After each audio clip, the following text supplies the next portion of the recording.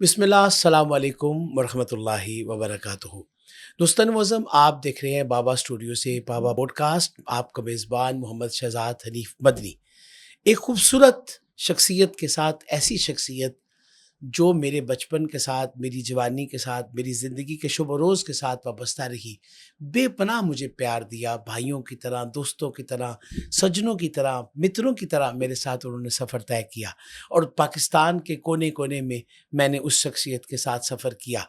عوامی مزاج بھی، صوفی مزاج بھی، درویشی بھی، سالکیت بھی، ملنگی بھی، نہ جانے کتنے پہلو، علم کے پہلو میں نے بہت دیکھے، خانقاہی پہلو میں نے بہت دیکھے، ایک ٹیچر کے پہلو ان کے اندر دیکھے۔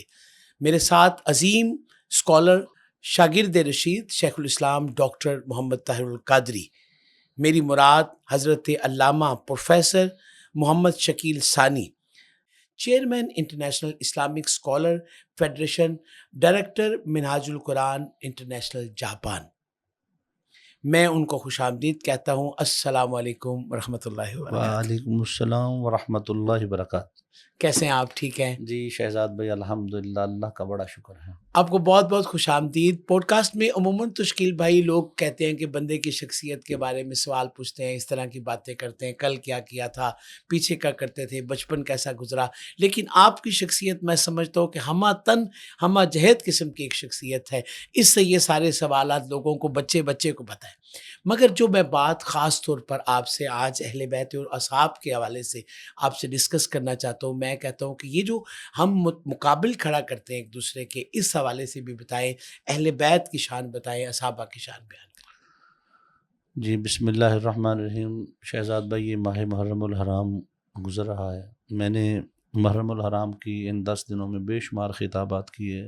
میں جاپان سے اسی مقصد کے لیے آیا تھا۔ صحابہ کرام ہوں یا اہل بیت اطہار ہوں، ان دونوں کا مقام اور مرتبہ تبھی ہے جب یہ حضور علیہ الصلوۃ والسلام کے دامن سے وابستہ ہوں۔ کیا بات ہے! یہ فیضان نگاہ مصطفیٰ ہے۔ اگر سیدنا صدیق اکبر پہ پڑ جائے تو ان کو مقام عطا فرما دیتی ہے، عمر پہ پڑے فاروق اعظم بنا دیتی ہے، کیا بات ہے! عثمان پہ پڑے ذوالنورین بنا دیتی ہے، کیا علی بات پہ پڑے حیدر قرار بنا دیتی ہے، اور جس حسین کی زبان میرا مصطفیٰ اپنی زبان میں رکھ کے کندھوں میں بٹھا دے، اسے سید الشہداء امام حسین بنا دیتی ہے۔ کیا بات ہے! ان دونوں گھروں کا جو تعلق ہے نسبت مصطفیٰ صلی اللہ علیہ وآلہ وسلم سے ہے۔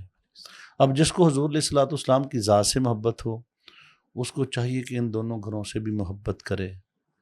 اور امام حسین علیہ السلام کی اتنی بڑی قربانی یقیناً اس بات کی متقاضی ہے کہ جب محرم کے دن آئیں تو ایسا نہیں کہ تم ایک ذکر چھوڑ دو اور دوسرا ذکر لے کے بیٹھ جاؤ، دونوں ذکر مل کے کرو۔ ٹھیک ہے۔ کائنات میں حضور تاجدار کائنات صلی اللہ علیہ وسلم کے 1.25 لاکھ صحابی ہوئے۔ ٹھیک۔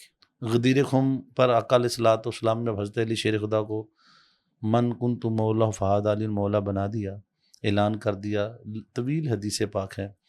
تو سب سے پہلے یہ میں بڑی خاص بات کرنے لگا ہوں، جی۔ جن 2 ہستیوں نے سیدنا علی شیر خدا کے خیمے کے باہر جا کے مبارکباد دی، ان میں ایک سیدنا صدیق اکبر تھے، ایک سیدنا فاروق اعظم رضی اللہ تعالی عنہ تھے، اور انہوں نے جا کے فرمایا کہ علی تمہیں مبارک ہو، آج سے تو ہمارا بھی مولا ہے، ہر مومن کا مولا ہے۔ اور ایک نعرہ آپ سنتے ہیں، یہ میں بڑی خاص محبت کی بات بتا رہا ہوں، 5 نعرہ 5 تنی 1.25 لاکھ نعرہ حیدری۔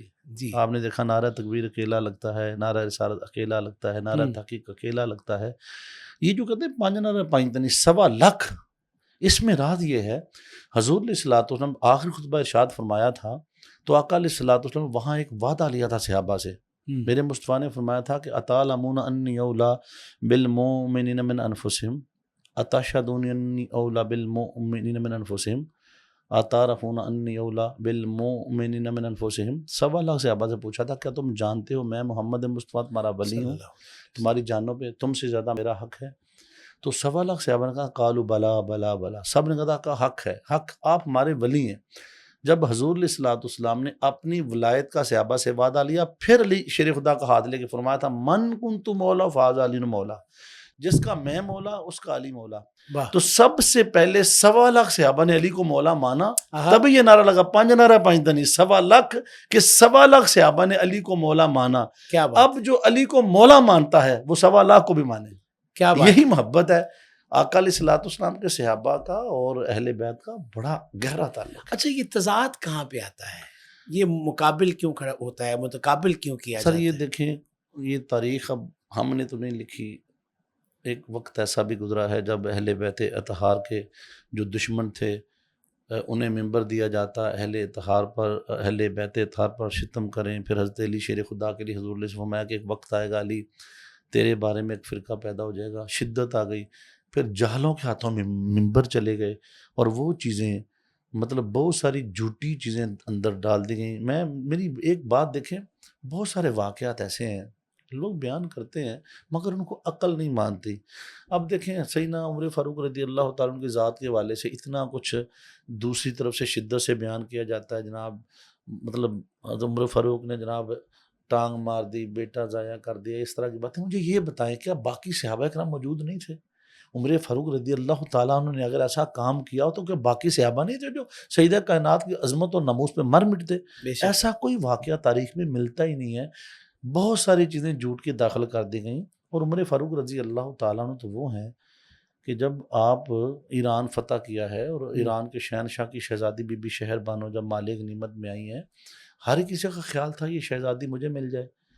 تو عمر فاروق نے فرمایا چونکہ یہ ایک ملک کی شہزادی ہے, بادشاہ کی بیٹی یہ ہے. دنیا کی شہزادی ہے, تو میں اس کا فیصلہ کل کروں گا. ہر کسی کا خیال یہ تھا کہ اپنا بیٹا عبداللہ بن عمر جوان ہے, اس کی نکاح میں دیں گے چونکہ وہی شہزادہ ہوتا ہے. مگر قربان جو عمر فاروق تیری محبت پہ فرمایا میری سلطنت کا شہزادہ حسین ابن علی ہے. اور حضرت بی بی شہر بانو کا نکاح فاروق اعظم نے خود پڑھایا, امام حسین علیہ السلام تھے. کیا بات ہے. اور مدنی صاحب اب تاریخ کی کتابیں کھنگالیں, ان کے بدن سے امام زین العابدین پیدا ہوئے ہیں. یہ جو 12 امام ہیں نا, یہ صدقہ اس نکاح کا ہے جو فاروق اعظم نے پڑھایا ہے. کیا بات ہے. آپ دیکھیں عمر فاروق رضی اللہ تعالیٰ عنہ آقا علیہ الصلوۃ والسلام کے وہ صحابی ہیں جنہوں نے جب بچپن میں امام علی مقام, امام حسین علیہ السلام ان کے بیٹے سے کھیل رہے تھے, کسی بات پہ جھگڑا ہوا تو امام علی مقام غصے میں آ گیا, فرمایا تو میری برابری کرتا ہے, تیرا باپ تو میرے نانا کا غلام ہے, تو غلام زیادہ ہو کے میری برابری کرتا ہے. اب دیکھیں اس زمانے میں غلامی گالی تھی, اور سیدنا عمر فاروق رضی اللہ تعالیٰ ہمیشہ لکھتے تھے عبد مصطفیٰ, نام نہیں لکھتے تھے. اللہ آپ اپنا نام لکھتے عبد مصطفیٰ, اس کا مطلب میں غلام مصطفیٰ, عمر نہیں لکھتے تھے. تو امام حسین علیہ السلام نے سن لیا ہوگا, کہہ دیا, کوئی بڑی بات نہیں ہے. بیٹے تھے عمر فاروق کے, بات سمجھ نہیں آئی, گھر گئے تھے بجن کہ ہم غلام ہیں. کہا نہیں بیٹے کیا بات ہوئی ہے؟ کہتے پہلے یہ بتائیں ہم غلام ہیں. کہا نہیں بیٹے غلام تو کوئی نہیں ہے, ہم آزاد ہیں. کہتے حسین بھائی نے کہا کہ تیرا باپ میرے نانا کا غلام ہے, تم ہمارے غلام زادے ہو, غلام کے بیٹے ہو. کہتے بیٹا یہی جملے بولے آپ نے کانوں سے سنے؟ کہا باجان یہی 2 بار دہرایا. انگلی پکڑی اپنے بیٹے کی اور امام حسین علیہ السلام کے دروازے پہ لے, علی شیر خدا کے دروازے پہ لے, دروازہ کھٹایا, اور آگے سے قسمت امام حسین خود ہی بار تشریف لے. معصوم بچے تھے, ایک لمحے کو خوف بھی آیا کہ شکایت لگے گی. تو سیدنا عمر فاروق رضی اللہ تعالیٰ نے پوچھا کہ حسین بیٹے کیا آپ نے یہ بات کی؟ اب حسین کی رگوں میں خون والی شیر خدا کا, دودھ پیو فاطمہ زہرا کا, اور سواری کی نان مصطفیٰ کی. حسین کٹ سکتا, بیان نہیں بدلتا. حسین نے کبھی بیان بدلا ہی نہیں. کہا ہاں میں نے کہا ہے. کب پھر سے کہو. میں نے کہا ہے کہ تم ہمارے غلام زادے ہو. عمر فاروق رو پڑے, کا حسین یہ کاغذ کا ٹکڑا لو, اس پہ لکھ دو میں تمہارا غلام زادہ ہوں. جب قبر میں جاؤں فرشتے پوچھیں عمر کیا لے کر آیا, تو میں کہوں گا یہ دیکھو حسین کی غلامی لے کر آیا ہوں. اللہ اکبر. یعنی ان کی محبت کا یہ عالم ہے. اور میں اتنے واقعہ تاریخ میں بڑے پڑے ہیں, پتہ نہیں یہ لوگ بیان کیوں نہیں کرتے, ان کو کیوں چھپا لیتے ہیں. یعنی سیدنا عمر فاروق رضی اللہ تعالیٰ کی بارگاہ میں ایک بار 2 لوگوں کا کوئی جھگڑا ہوا تو آ گئے. صحابہ کا معمول یہ, جہاں علی شیر خدا بیٹھے ہوتے تو صحابہ کہتے نہیں علی بھائی آپ فیصلہ کر دیں. تو آپ نے بھی کیا کہ علی بھائی آپ فیصلہ کریں. تو ان میں سے ایک منافق تھا, کہتا نہیں ہم علی کے فیصلے کو نہیں مانتے, آپ امیر المومنین عام مراقع سماعت کریں. سیدنا عمر فاروق کھڑے ہو گئے, اس کو گریبان سے پکڑ کے ہوا میں لہرا کے تھپڑ رسید کی عظمی پہ گرا دیا. فرمایا بدبخت جانتا ہے یہ کون ہے؟ ھذا مولا یا و مولا کا و مولا کل مومن, یہ تیرا بھی مولا ہے, یہ میرا بھی مولا ہے, یہ ہر مومن کا مولا ہے, اور جو مولا کا فیصلہ نہ مانے میں اس کے کیس کی سماعت نہیں کرتا ہوں. اللہ میں نے یہ ایک پہلو رکھا ہے آپ کے سامنے. مجھے یہ بتائیں, یہ مطلب جو چیزیں کبھی بھی اہل سنت کے ہاں نظر نہیں آئی تھی, موضوع بحث نہیں ہوئی تھی, ان میں بہت ساری چیزیں ہیں. میں ان پہ مطلب ذکر نہیں کرنا چاہتا, لیکن بہت ساری باتیں ہیں جو اب کھل گئی ہیں. مثال چلے 2-3 باتوں کا ذکر بھی کر دیتا ہوں. مثال, ایک اہل سنت کا شخص کہہ رہے ہیں کہ جی پانی بھی بند نہیں ہوا تھا. ایک کہنے لگے کہ جناب جنگ بھی نہیں ہوئی تھی. ایک کہنے لگے کہ جناب وہ تو اپنی مرضی سے مطلب وہاں پہ جا کے گئے تھے، مطلب کچھ اس طرح کی. پھر وہ باتیں جو باتیں ہمیں بچپن میں مطلب پڑھائی گئیں، مطلب حضرت امیر حمزہ کی شہادت کے حوالے سے مختلف چیزوں کو، یہ کیا وجہ ہوئی ہے یہ 8-9 سالوں میں اتنا زیادہ پریشر اہل سنت کے اندر پیدا ہوا؟ پھر سیدہ کائنات کے حوالے سے بات بھی، وہ بھی کبھی موضوع نہیں تھا. حضرت ابو طالب کے بارے میں کبھی موضوع عام نہیں ہوا تھا، یا حضرت امیر معاویہ رضی اللہ تعالیٰ عنہ کے بارے میں کبھی اس طرح کے موضوعات پبلک میں اتنے عام نہیں تھے. اس کی کیا وجہ ہے؟ اس کی وجہ یہ بنی ہے شہزاد بھائی، ایک تو ممبر رسول کا تقدس پامال ہو چکا ہے. وہ لوگ جو اس قابل ہی نہیں ہیں وہ ممبر رسول پہ قابض ہو گئے. آپ اہل سنت کی بات نہ کریں، آپ اوورال دیکھیں سوشل میڈیا پہ جتنے بھی لوگ بیٹھے ہیں، جی کوئی ذاکر ہے، کوئی مولوی ہے، نہ کسی مدرسے کا فارغ ہے، کوئی انجینئر ہے، کوئی مرزا ہے، کوئی کچھ ہے، کوئی کچھ ہے. یعنی یہ وہ واقعات ہیں، امام علی مقام امام حسین علیہ السلام کی شہادت، یہ محبت، چاہت، دکھ، غم کی کیفیت ہے. جی آج تک کبھی کسی نے یہ بات نہ کی کہ امام حسین کا وضو تھا نہیں، نماز نہیں ہوئی. سب کو پتہ ہے کہ آپ پنجن پاک میں سے ایک وجود ہیں، آپ کا خون بھی پاک ہے، آپ کا وجود بھی پاک ہے. آپ نے سجدے کی حالت میں اپنی جان دی ہے. شمر بدبخت نے خنجر چلایا ہے، ان کو خط لکھ کے بلایا گیا ہے. پانی 7 سے 10 تک بند ہوا. یہ وہ تاریخی واقعات ہے جن پر آج تک امت کو اختلاف ہوا ہی نہیں ہے. ہوا یہ ہے، یہ جب سے سوشل میڈیا آیا ہے، کچھ نام نہاد ملا جو پیسے کی خاطر، پیٹ کے لیے، اور انہوں نے اپنے اوپر سنیت کا لباس اوڑھا ہوا ہے. اصل میں وہ مطلب حقیقت حال سے نہ تو واقف ہیں. انہوں نے اتنا سا یوٹیوب سے یا یہ جتنے بھی میڈیا سے انہوں نے اپنا گوگل سے علم لیا، نہ کتابیں پڑھی، نہ کہیں جا کے کسی کے سامنے زانوِ تلمذ طے کیا.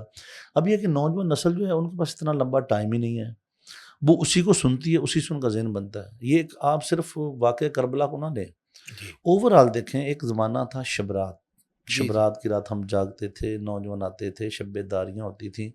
اب اس پر بھی نوجوانوں کو تقسیم کر دیا گیا کہ جائز نہیں ہے، نہیں جی ایسا نہیں ہے، بعض مسئلہ تسبیح کا تصور نہیں ہے، یہ بڑی یہ لمبی نہیں ہے. لسٹ ہے. مطلب ہاں جیسے جی، ہم 10 محرم کو قبرستان، 9 محرم کو 10 کو جاتے تھے، جاتے ہیں. اس پہ بھی ایک لمبی اس پہ بھی فہرست دیکھیں نا، ہوئی. یہ اتنا بڑا ظلم ہے، جی اتنا بڑا ظلم ہے. دیکھیں کہ اس وقت اجتماعی طور پہ گناہ ہو رہے ہیں. آپ رات کو نکلیں اپنے علاقے میں، آپ کو گلیوں میں، بازاروں میں ساری رات گناہ ہو رہے ہیں اجتماعی طور پہ. کوئی پوچھنے والا نہیں ہے.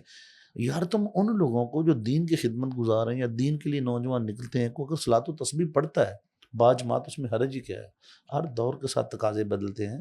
یہ دیکھیں آج کے دور میں آپ کسی طریقے سے نوجوانوں کو لائیں، چلو ٹھیک مان لیا ہم، یہ محفل میلاد رکھ لیا یا محرم کا، اس میں کون سی بری بات کی ہے؟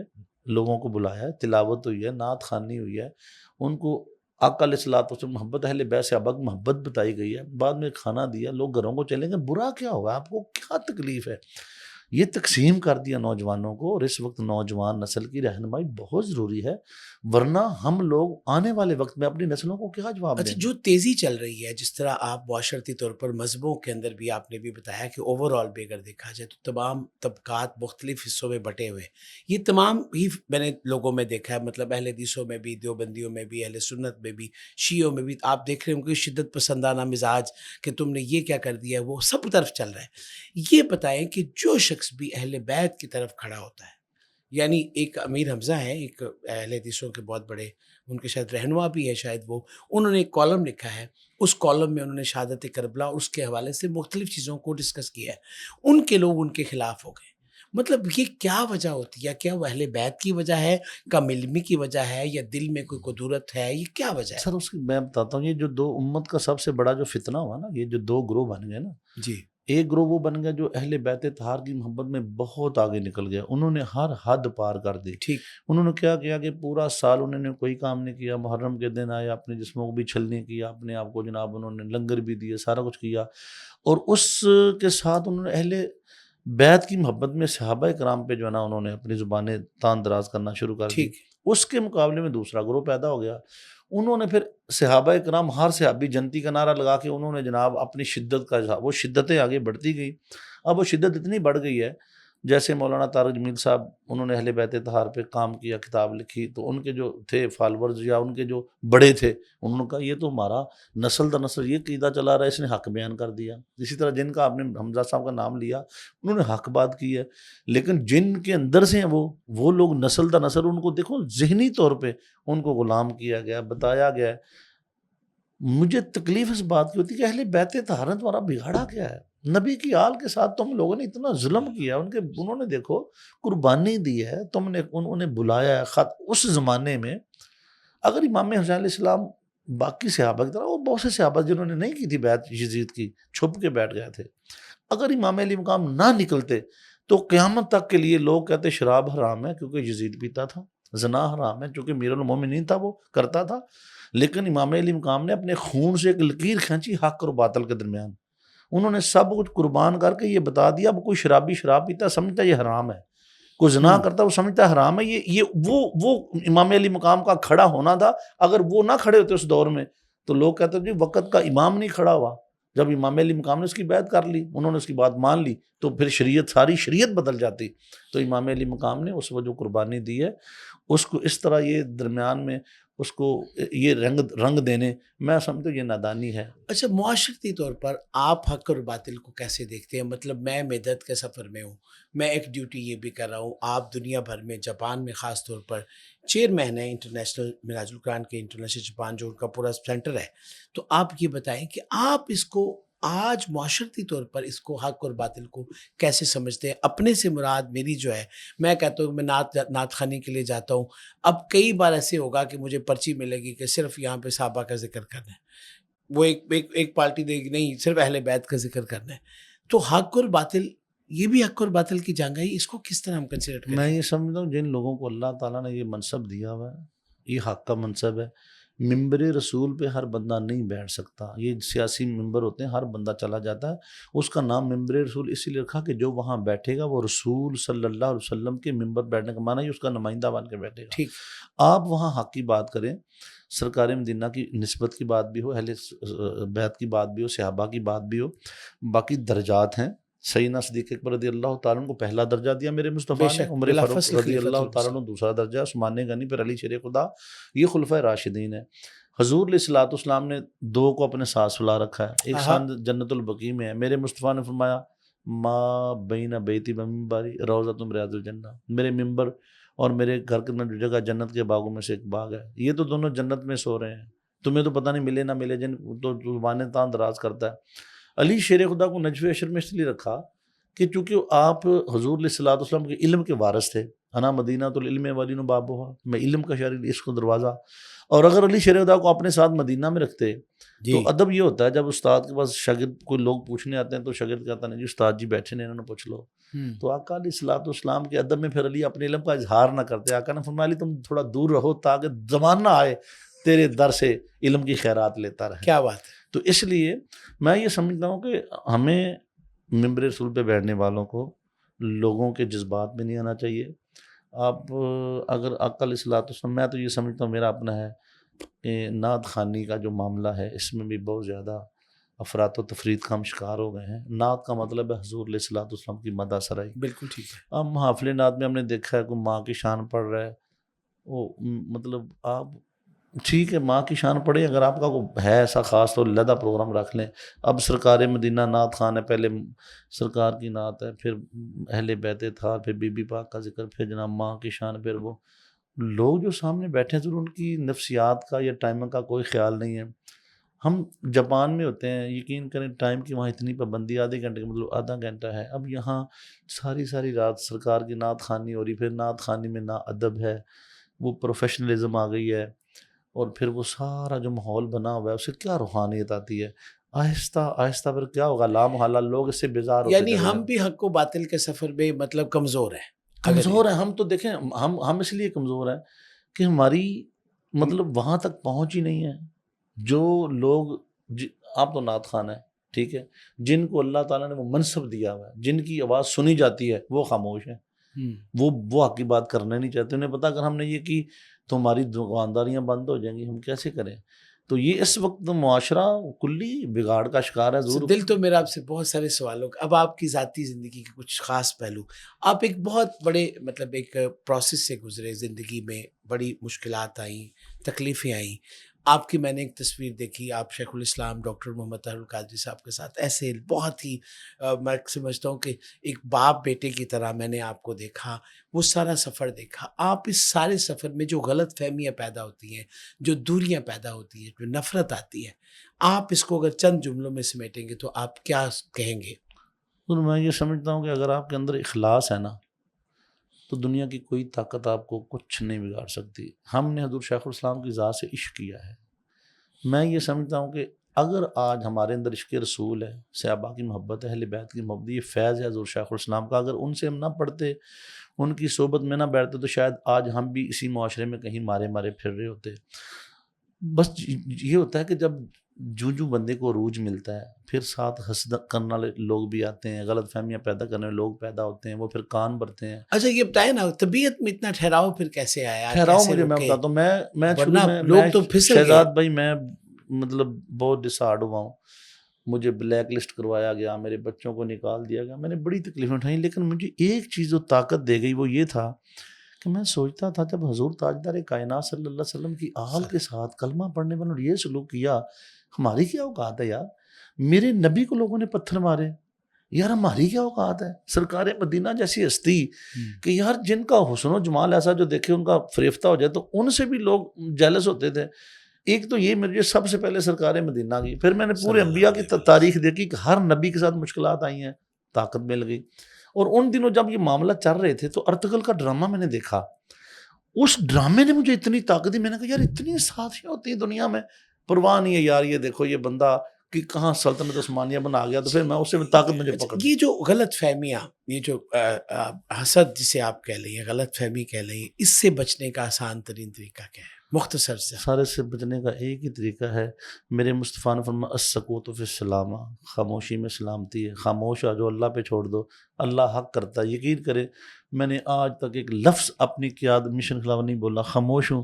ایک وقت آیا کہ بولا اب جاپان آئے ہیں تو سارے معاملات الحمدللہ سارے حل ہو گئے، انہوں نے سینے سے لگایا پیار کے، سارے دکھ ہی ختم ہو گئے بس. اچھا جی، آخری دو سوالات ہیں. یہ بتائیں کہ آپ کے جو بڑے 5 بڑے مشائخ علماء کرام میں 5 بڑی ہستیاں جو آپ کو بہت پسند ہو، جنہیں کہیں کہ یار میں شکیل ثانی ان سے بہت پیار کرتا ہے.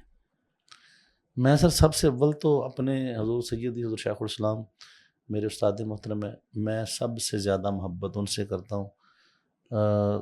میری مطلب اس والے سے ان سے ٹھیک ہے. عقیدت ہے. اور اس کے بعد پھر میری دوسری جو محبت ہے وہ میرے سار اعظم نوری صاحب ہیں جو حضور شیخ الاسلام کے شاگرد ہیں، گجرانوالہ میں ہوتے ہیں، جن سے میں نے پڑھا ہے، تربیت لی ہے، سر حافظ اعظم نوری صاحب. ٹھیک ہے. پھر ان کے بعد مفتی عبدالقیوم خان ہزاروی صاحب میرے استاد ہیں اچھا منہاج یونیورسٹی میں نے ان سے جو فقہ اور فن ظرافت ان سے مجھے ملا ہے. اس کے بعد سر نواز ظفر صاحب ہیں جو صرف کے ہمارے استاد تھے اور آج تک وہ ہمارے باپ کی جگہ شفقت کرتے ہیں، انہوں نے بڑی محبتیں دی ہیں اور وہ نوازتے ہیں. یعنی چونکہ ہم انہی کے قدموں میں رہے ہیں، انہی کے صحبت میں رہے ہیں، تو میرے اساتذہ میں یہ جو سر نواز ظفر صاحب ہیں، پھر اس کے بعد تھے اللہ نے غریق رحمت مولانا معراج الاسلام صاحب جن سے حدیث پاک پڑھی اور جو بڑے پولائٹ تھے، بڑی شفقتیں کی. تو میں سمجھتا ہوں کہ ہماری ساری دنیا انہی کے اندر ہی ہے، ہم کسی اور کے پاس گئے جو نہ ہوئے، ہم نے انہی سے لیا ہے تو انہی کے گنگار ہیں. اچھا جاتے جاتے جو نئی ہماری جنریشن ہے، بچے جو پڑھتے ہیں، مشاہدات، تجربات، اذیتیں، تکلیفیں، خوشیاں، غم، ان سب کو پیش نظر رکھتے ہو آپ کوئی میسج دیں؟ میں سر اپنے نوجوان بچوں کو یہ پیغام دوں گا کہ بیٹا یہ دنیا ایسے آپ کو نہیں ملے گی، لڑنا پڑتا ہے، جینے کے لیے اپنا حق مانگنا پڑتا ہے. اپنے آپ کو کبھی مایوس نہ ہونے دیں، کبھی مشکلات سے ڈریں نہیں. مشکل جتنی بھی ہے جیسے اتنا کہہ دو کہ میں مشکل کشا کا ماننے والا ہوں، مشکل بھاگ جائے گی. بس یہ ہے کہ آپ نے مایوس نہیں ہونا، انشاءاللہ کامیابی آپ کے قدم چومیں گی. کیا بات ہے دوستان معظم، یقیناً آپ کو ہماری آج کی پوڈ کاسٹ پسند آئی ہوگی. جاتے جاتے صرف ایک چھوٹی سی بات میں آپ سب کے سامنے شیئر کرنا چاہوں گا. سید عالم جانے جانا سرور کائنات صلی اللہ علیہ وآلہ وسلم سے محبت کرنے والا ایک نوجوان بڑا دکھی، بڑا غمگین اور بہت اس کو اذیتیں اور تکلیفیں اور دکھ دیے جا رہے تھے. ایک دن اس نے سوچا کہ میرے ان دکھوں کا علاج اور مداوا کیا ہے. وہ سویا، سید عالم علیہ السلام کی بارگاہ اقدس میں درود و سلام پڑھا، تہجد پڑھی، نماز، اذکار، یہ سب کر کے جب سویا، آپ صلی اللہ علیہ وآلہ وسلم سے ملاقات ہوئی۔ آپ نے فرمایا ساری چیزوں کا حل صرف ایک ہے، تو میری طرف اپنی توجہ قائم رکھ، تیری یہ توجہ میری جانب ہونا تجھے بہت سارے مسائل اور پریشانی دکھوں سے نجات دے دے۔ یقیناً یہ شخصیت جو آج میرے ساتھ تھی، انہوں نے بھی یہی جواب دیا ہے۔ امید کروں گا کہ آپ اس بات پہ عمل کریں گے۔